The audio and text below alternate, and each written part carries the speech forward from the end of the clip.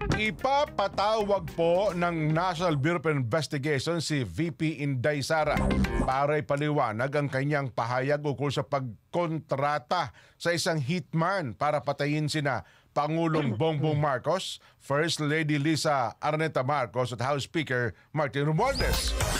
Sinabi po ni Justice Undersecretary Jesse Hermogenes Andres na gagawin ng NBI ang lahat ng mga prosesong kinakailangan para matukoy ang umano'y hitman na kinontrata ng Vice Presidente.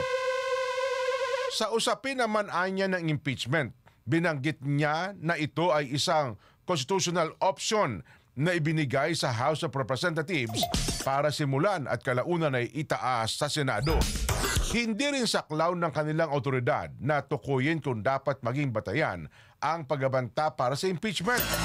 Ayon po kay NBI Director Jimmy Santiago, binibigyan nila si VP Sara ng 5 araw para humarap sa NBI at sumagot sa mga katanungan.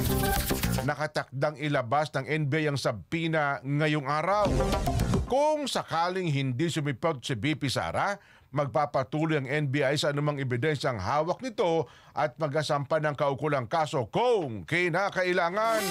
Dito na tayo sa kumpleto.